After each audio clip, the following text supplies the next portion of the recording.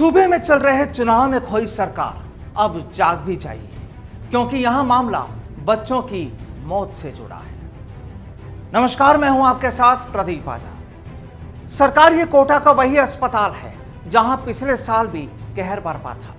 करीब एक साल पहले 35 दिन में 110 बच्चों की मौत हुई थी और अब एक बार फिर यह अस्पताल चर्चाओं में आ गया है।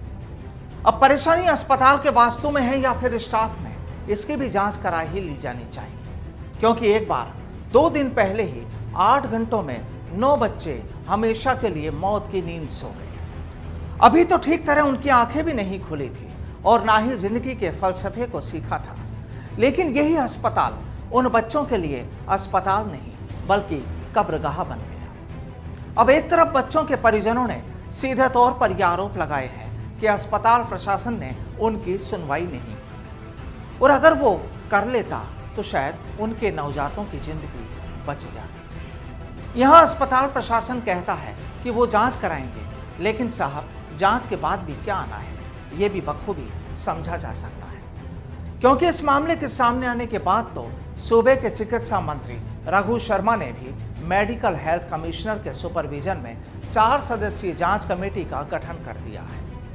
सरकार ने अपना पल्ला झाड़ लिया। अब जिम्मा उस टीम पर है जो कोटा के इस अस्पताल में बच्चों की मौत को लेकर आए मामले की जांच करेगी। कहने को तो वो 3 दिन में अपनी रिपोर्ट भी सौंप देगी। रिपोर्ट में क्या होगा अभी पता नहीं, लेकिन सूत्रों के मुताबिक जो सच्चाई सामने आ रही है वो तो डराती है। मामला कितना गंभीर है इसका अंदाजा इस बात से भी लगाया जा सकता है कि लोकसभा अध्यक्ष ओम बिरला ने भी जिला कलेक्टर और चिकित्सा अधिकारियों से मामले की जानकारी ली।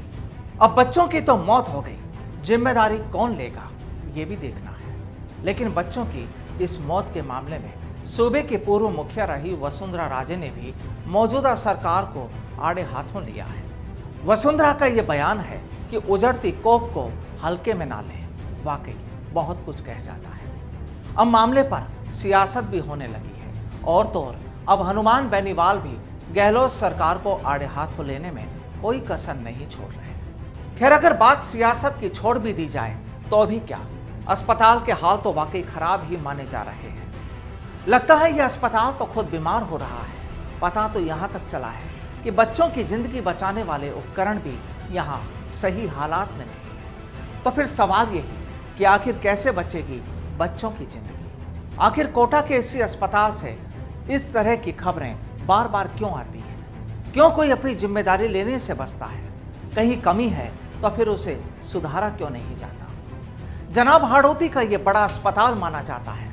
लोग भी, या यूं कहें कि वो जो अपने बीमार बच्चों को लेकर इसी अस्पताल की शरण लेते हैं एक उम्मीद के साथ, तो फिर सरकार परेशानी क्या है? हालातों को सुधारने में आखिर आड़े कौन आ रहा है?